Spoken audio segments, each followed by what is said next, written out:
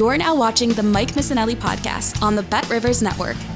Good afternoon, everybody. Welcome to the Mike Missanelli podcast. It is our pre-game podcast. We do it at the end of every week. Of course, the Mike Missanelli podcast brought to you by BetRivers. Get your BetRivers app. Make your plays. I've been pretty good this year on the picks. If you took my picks last week on the BetRivers app on our national contest, you know I went 5-0. So we'll see what I come up with this week. But and we're going to get into a little bit of the Kelly Oubre, the continuing saga of Kelly Oubre, who was back last night for the Sixers.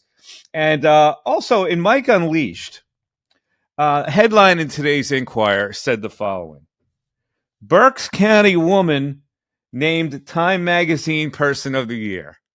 Now, I don't know if that's a trolling headline or what, but we'll get into that on Mike Unleashed amongst a number of other topics where my imagination goes all over the place. But let's get to the business at hand, the Eagles Cowboys. Now, I don't think I'm understating this very much to say that the Eagles season is on the line.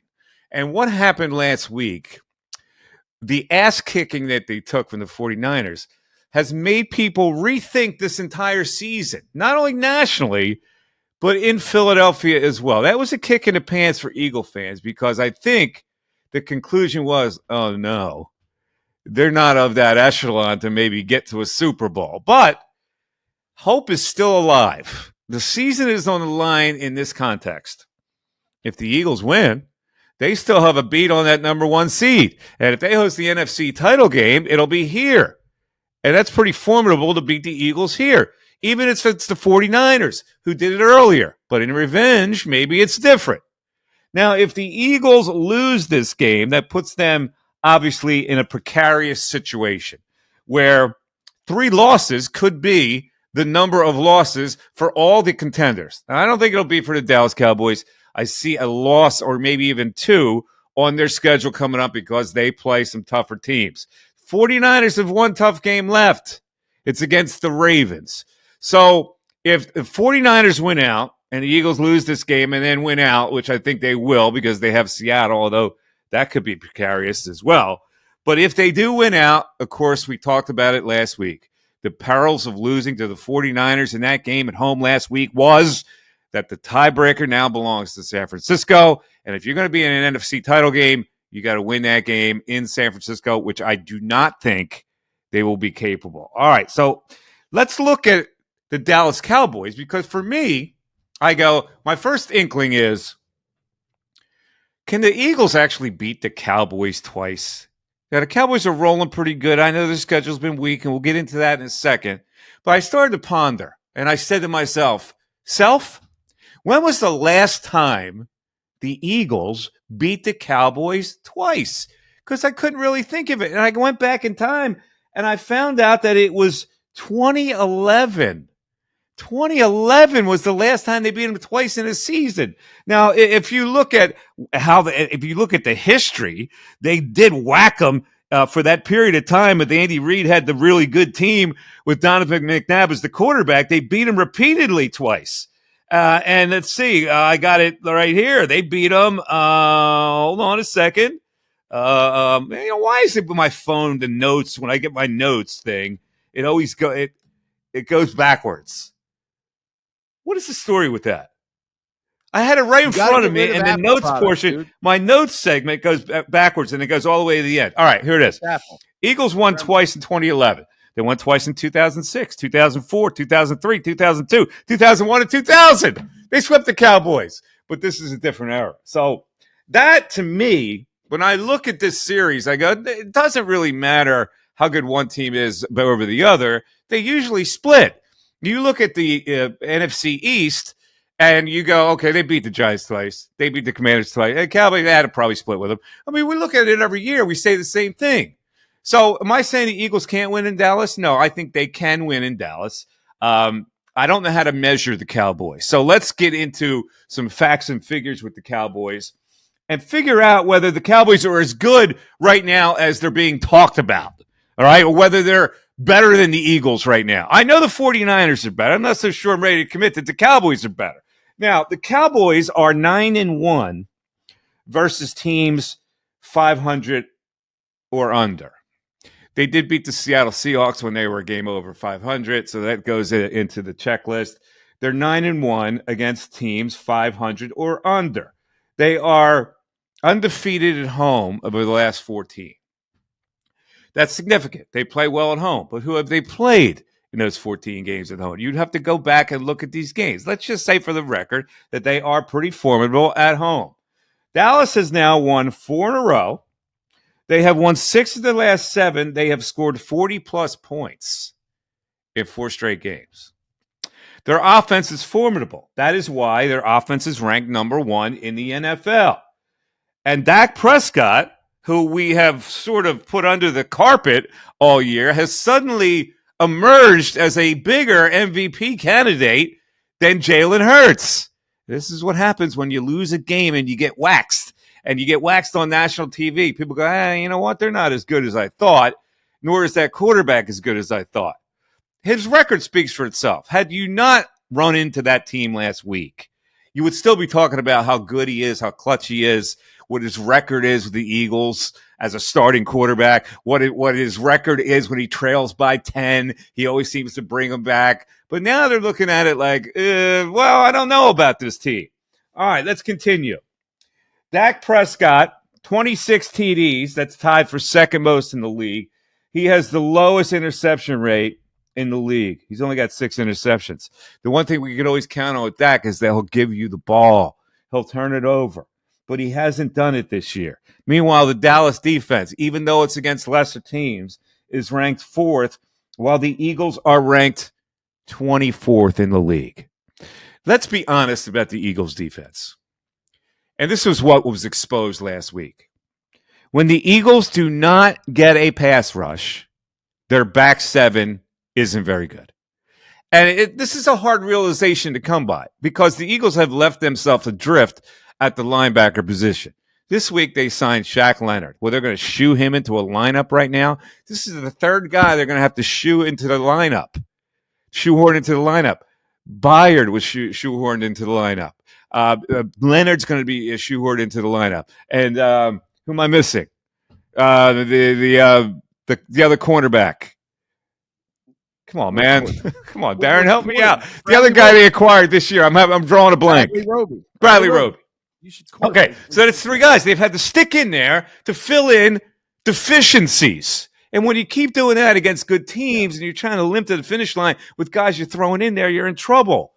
Here's what the Eagles. Roby would play better too. He really hasn't played as well as you and I thought he would. Okay, well that means something because these guys that they're getting kind of off the scrap heap, they're getting them because maybe they can't play as well anymore. So let's look at strategically what they can't stop the run with a 4-man front. With a 5-man front, they are susceptible to the pass because their back end hasn't been really good. So this is the peril they find themselves in. The Cowboys hit them with CeeDee Lamb.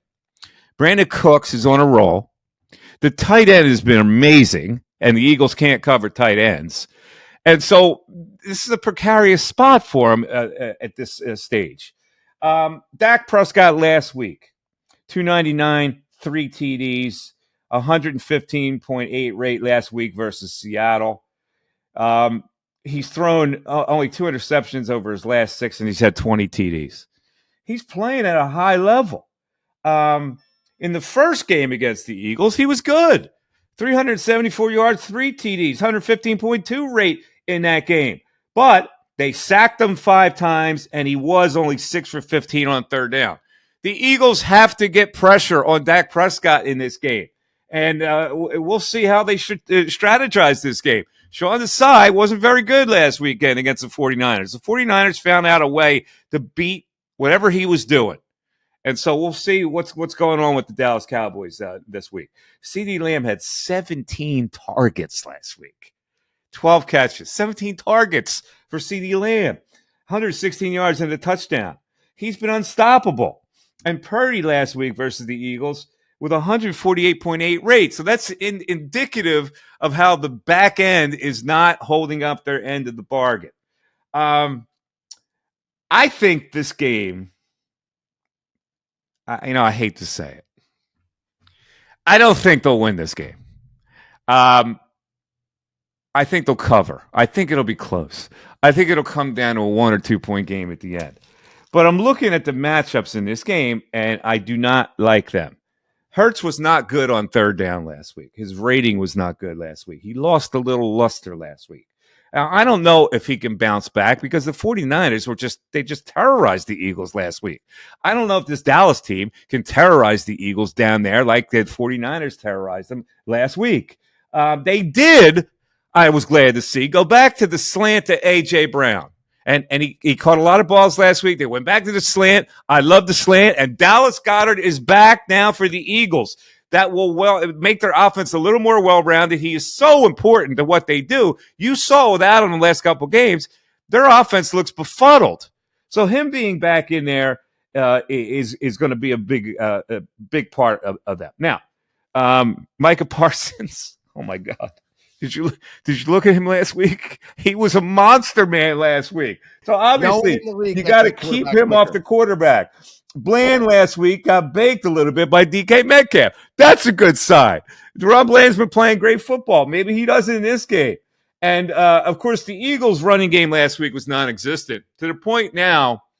We go back to the Andy Reid days where fans now have to make signs and stand in front of the NovaCare Center with big block letters on the sign that says "Run the ball." We are back now to bitching and moaning about them running the football back to the Andy Reid days of old.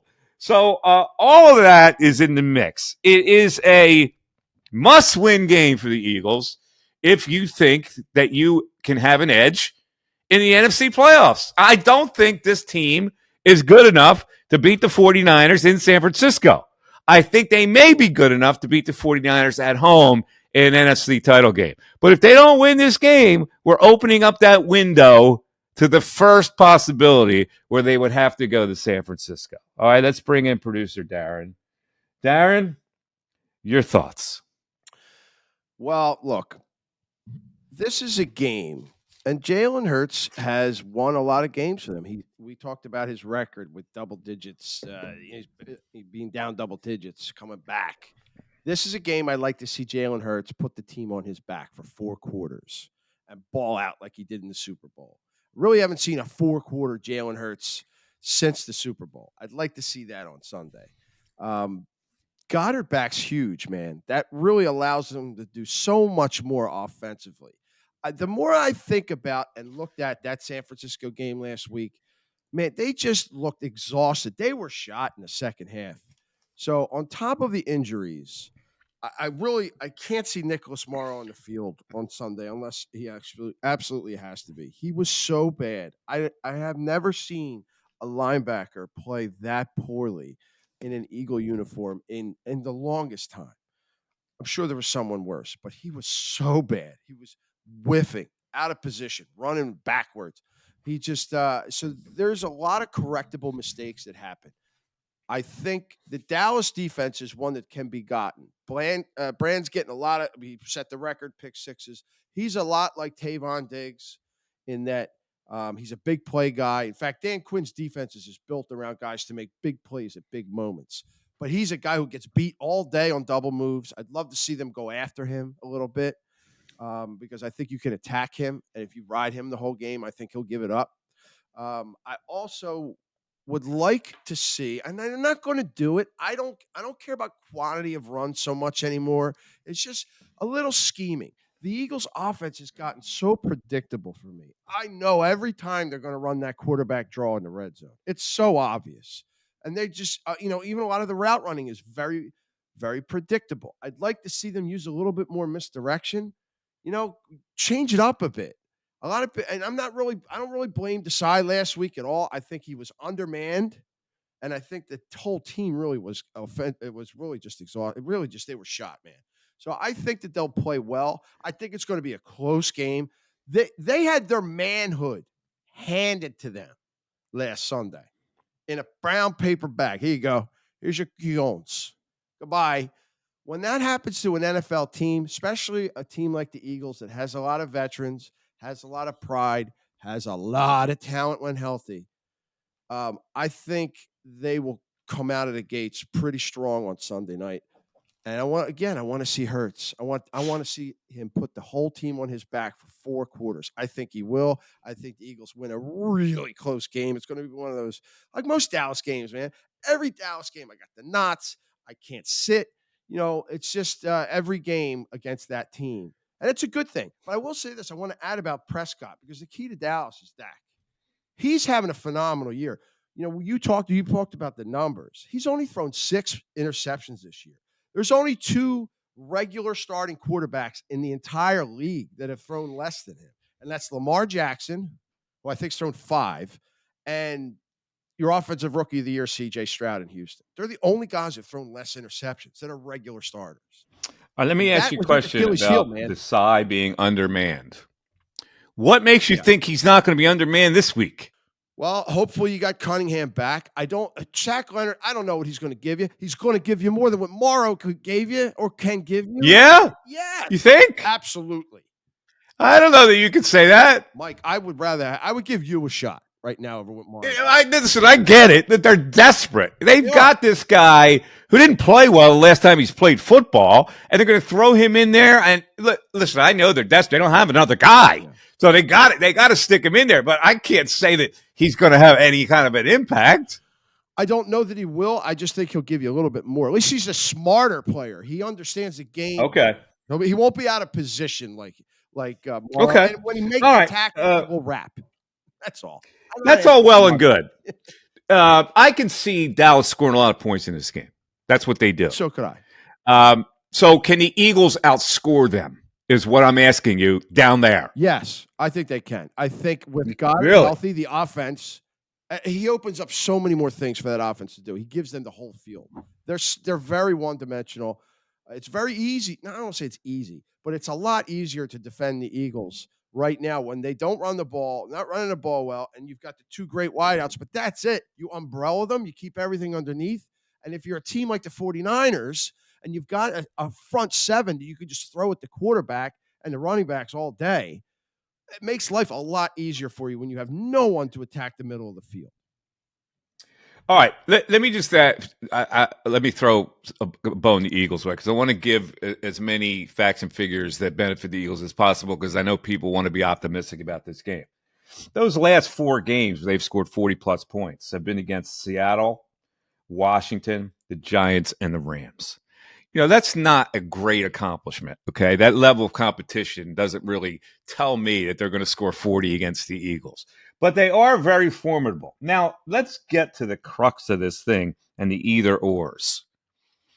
If they lose this game, do you still think they have a chance to get the number 1 seed and home field advantage overall?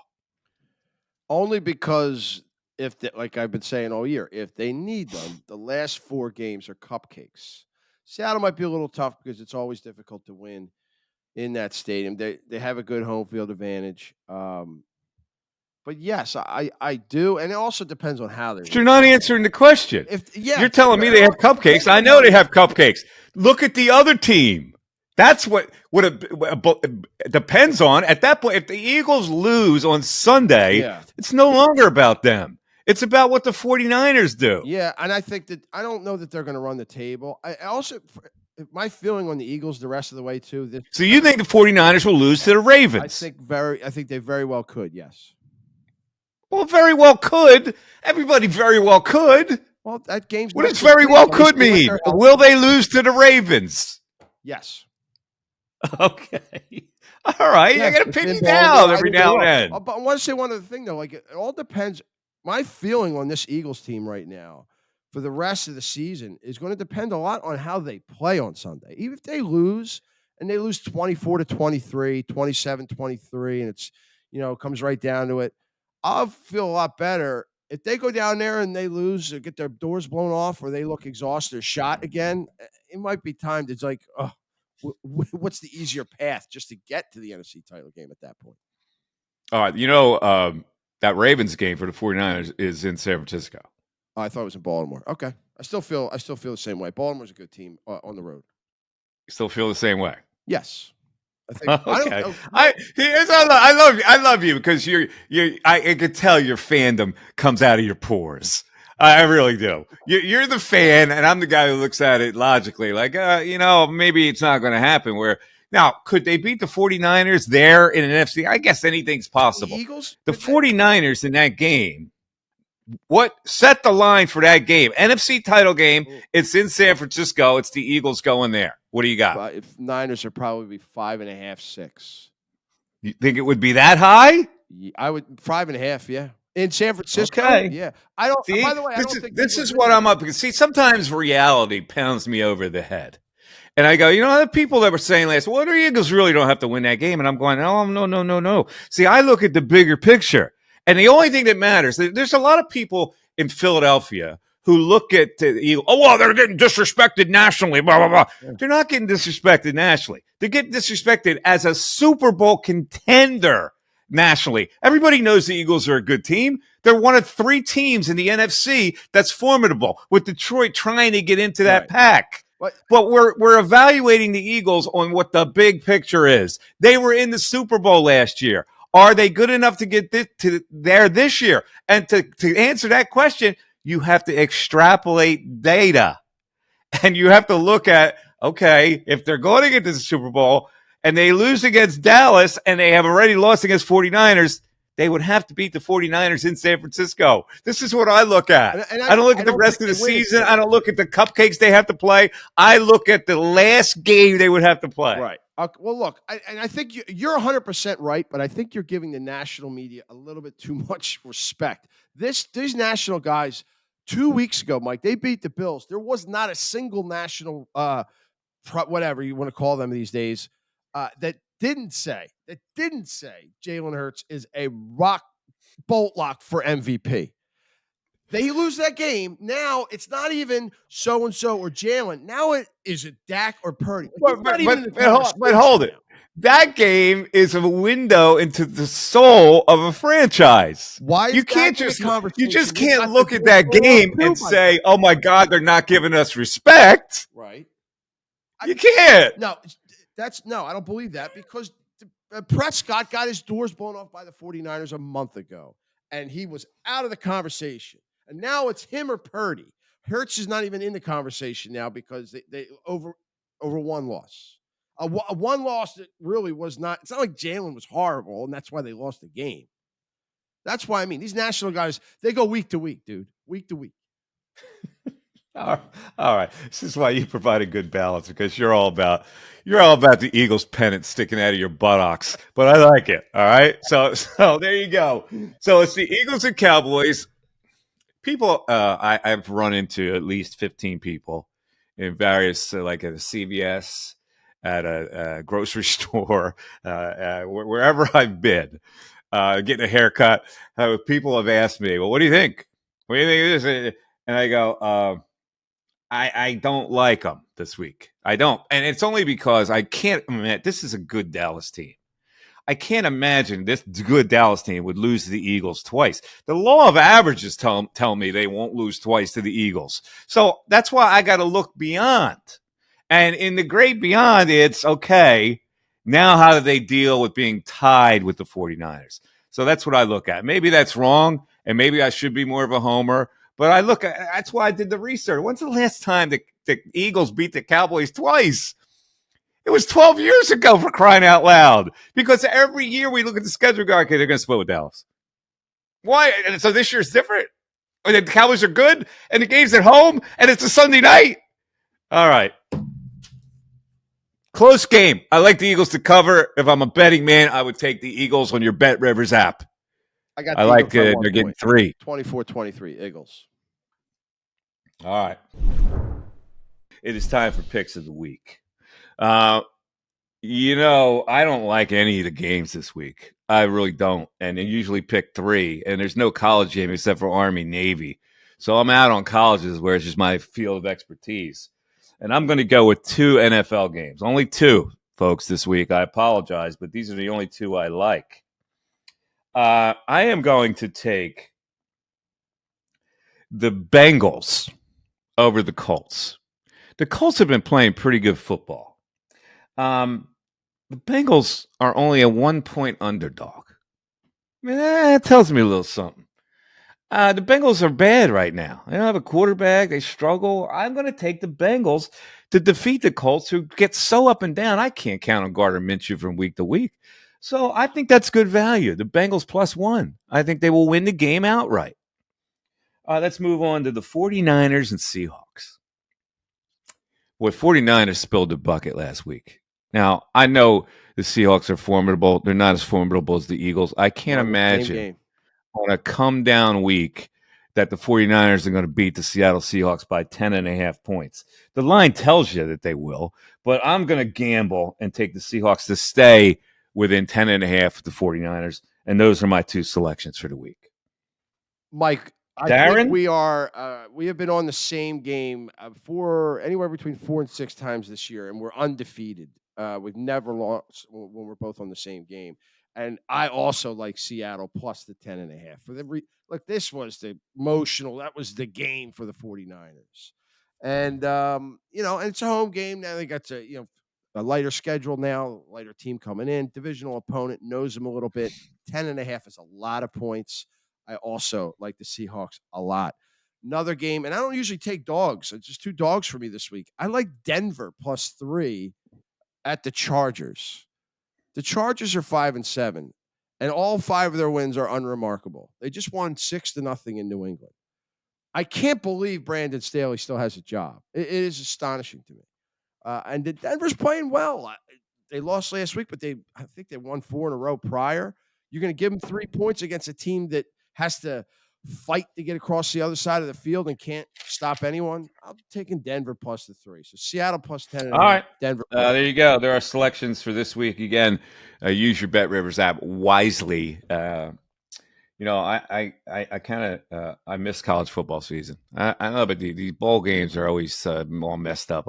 I'm a seasonal college picker. I don't like these bowl games coming up. Who can tell with these inferior bowls? We guys aren't playing if they're going to be drafted. Who wants to be there? They're not into it because they're playing in an inferior bowl. Like Penn State's playing Ole Miss. Do you think I have any interest in Penn State playing Ole Miss? No, they lost their defensive coordinators going to Duke. It's the hits keep coming for Penn State people. All right. That's going to end it for the Mike Missanelli podcast. Thanks for listening, everybody, and let's go Eagles. Let's see. I hope they can pull something off Sunday. And if they do, then we have a different scope and a different conversation next week that they still get number 1 seed and they still could get to the Super Bowl. So for Darren, I'm Mike. Again, you can email me, mike@mikemiss.com. That's mike@mikemiss.com. You can check me out on Twitter at mikemiss25. If you want a Cameo shout out, just go to cameo.com and research my name, and I'll give you a personalized phone video shout out that'll come right to you with little holiday greetings. I'll wear a Santa hat. Last year in a couple of these cameos, I wore my Santa hat. That was a jolly old soul. And what else? We got anything else? Oh, my book. In fact, I just tweeted it out. In fact, tomorrow I'm reading my book to a class at Garnet Valley Elementary School. Shima, The Adventures of Shima the Sheba.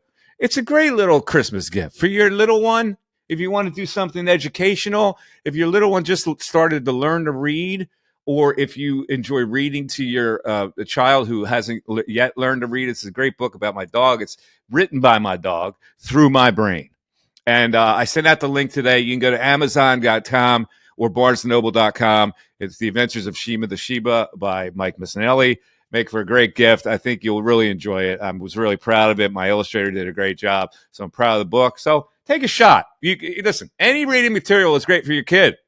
And I think I was clever enough to amuse you with this little book. All right? That do it? All right, Darren.